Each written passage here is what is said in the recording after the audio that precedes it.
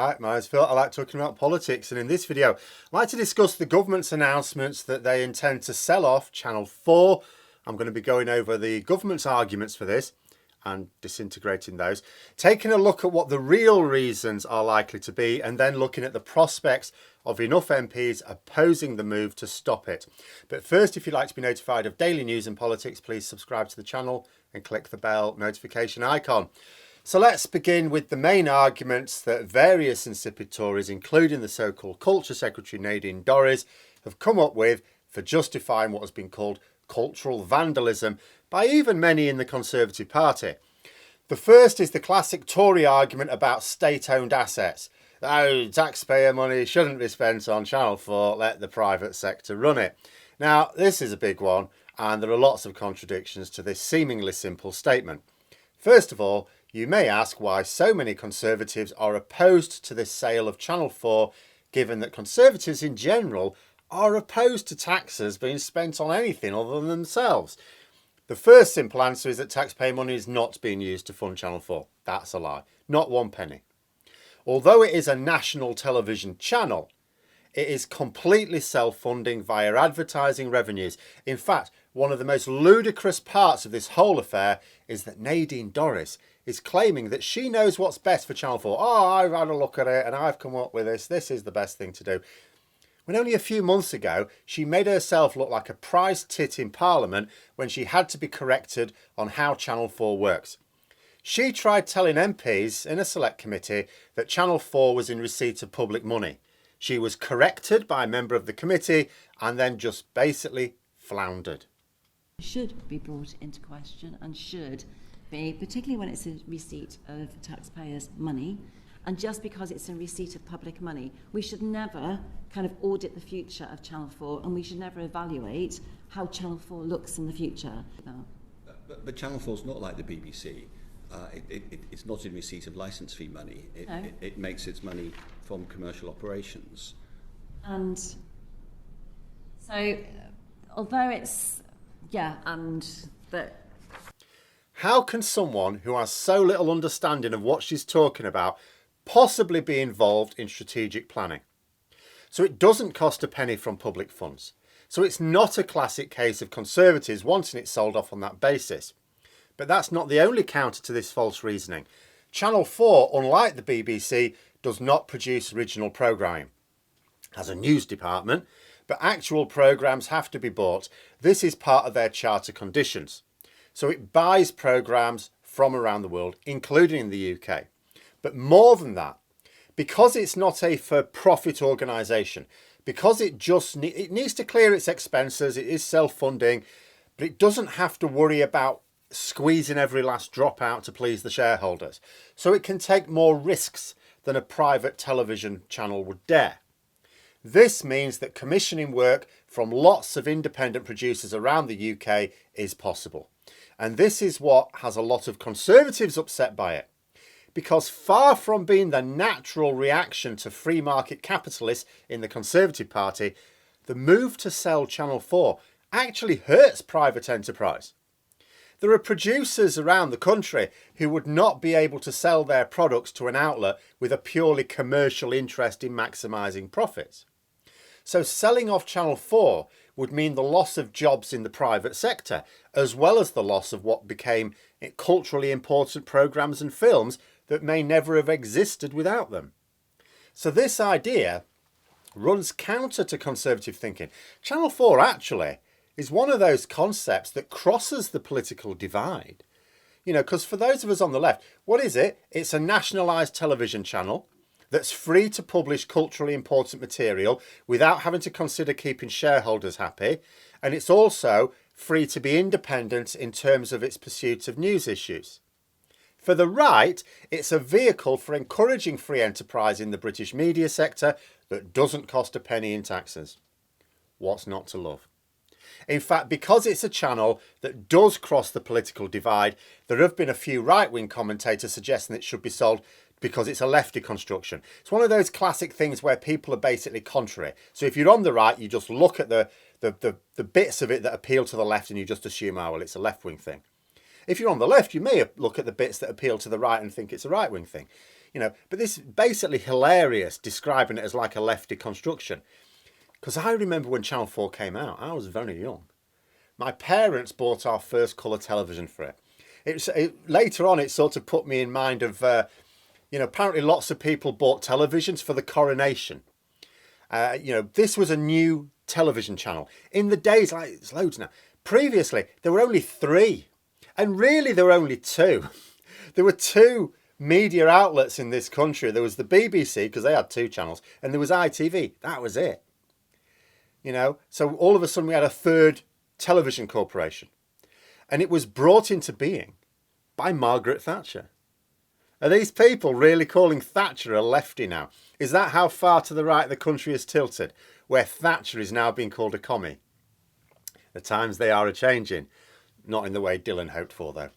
So it doesn't cost public money, but it does generate jobs. Also, as some of the work they commission ends up being popular abroad, it can be exported, so it helps our balance of trade as well. Now, if it was sold off, it would simply buy tried and tested programs. They wouldn't take any risks. They need stuff that's definitely going to be worth the money.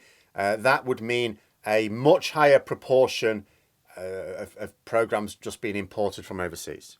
You wouldn't take the risks. And that does the opposite to our balance of trade, to say nothing of costing jobs in Britain.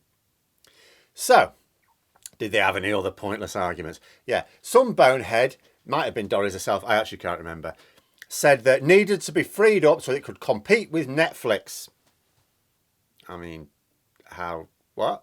Channel 4 has way more viewers than Netflix. Also, it has no debts. Netflix has debts in excess of £10 billion. So that's another nonsense. In fact, you can't help but notice that whenever the Tories sell off a national asset, it ends up delivering a poorer service for more money and racks up huge debts. It's happened with everything. Communications, gas, electricity, water, transport. They're accelerating towards doing it for healthcare as well. People go, oh, we shouldn't pay tax on this. But we basically do, because we pay for those things anyway via our bills. What does it matter whether we're paying for it via a water bill or tax? What matters is, how do we get it the cheapest? We get it the cheapest by not giving it to a load of people who cream off the profits, rack up the debt so they can make more profits, and then when something goes badly wrong, we still end up paying taxes to fix it. So given that selling off Channel 4 makes absolutely no sense, even to those on the right of politics, and the stated reasons are all hogwash, what's the real reason? Because when the stated reasons are lies, the real reasons must be ones you can't publicly admit to. Well, it's the independence of their news reporting that is the likely real reason. They are one of the few mainstream media outlets that actually tries to hold the government to account. Before the general election, 2019, there was a cross-party debate taking place amongst party leaders, arranged on Channel 4. Boris Johnson chickened out, didn't he? So Channel 4, rather than remove his podium, they left it in place and replaced him with an ice sculpture. Some Conservatives raged at the time and threatened Channel 4 with dire retribution for the offence. They complained to Ofcom, who told them there's no bias involved. Basically, at the end of the day, this was a debate for party leaders. Boris Johnson was too scared to attend. He tried to shove Michael Gove their way. They said, no, this is for party leaders. He'd previously agreed. So no, your place is there. If you want to turn up to it, brilliant. If not, we've got a replacement for you, don't you worry.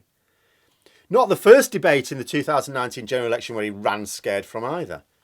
So what we have here is a bitter and resentful Prime Minister crying, will no one rid me of this interminable priest? And Nadine Dorries, who clearly loves Johnson, getting her sword sharpened to deliver the retribution. So will the government get away with it? Well, obviously the government are in a very strong position with a very large majority. However, despite the front page of The Sun today announcing that it's actually been sold off as if it's already happened, this is very far from the case. First of all, the Conservatives did not put this in their manifesto. That means that even if a majority of MPs vote for it, there is a very good chance it will not get through the House of Lords. See, the purpose of the Lords is to scrutinise bills and ensure that they are designed to be in the public interest.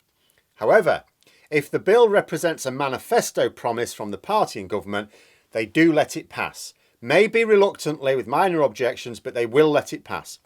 This is why the Brexit bill got through. It was a complete shambles. It wasn't entirely in line with the promises in that election campaign, so I thought they could have taken issue with some bits. but generally speaking, it was part of a manifesto promise, so the unelected Lords deferred to the elected House. Not the case with clearly spiteful bills that were not part of any democratic campaign. The people have not approved of this in any way, shape or form. The House of Lords could take one look at the bill, realise that the arguments are bollocks, see what the real reason is, and go, and also see that people aren't in favour of this. We know from polling people aren't in favour of this, and just vote it down. The government could still insist on it, they could still press ahead, but that would take time. They couldn't just bring it back and force it through. It would take time and determination. Now remember, the government are currently breaking their promise to ban conversion therapy for trans people because they are arguing, oh, you can't, there's war in Europe, you know, we have to think about how we use our parliamentary time, can't be wasting it, you know. Well, they can waste parliamentary time on selling off a national asset, can they? That doesn't cost a penny in taxes, can they? And also is against what, you know, the majority of the public would want. And this would likely take some serious effort in Parliament.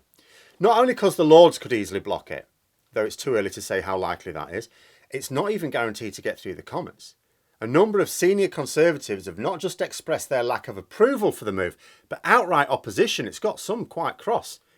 If a core of Conservative MPs is willing to vote against the intended bill, and a load more abstain because they don't want their fingerprints all over the sale of it, then the government would lose. In reality, of course, they would just pull the bill rather than suffer defeat for no good reason. But this is not over yet. If you've got any strong feelings, absolutely make them known via messages to your MP or signing petitions. Don't think to yourself, well, it's a fait accompli now. It is not. But those are my thoughts. Let me know yours in the comments below. Hope you found the video interesting. If you did, don't forget to click the like button if you'd like to support the channel further. Please also click the Patreon link for details. And until next time, I'll see you later.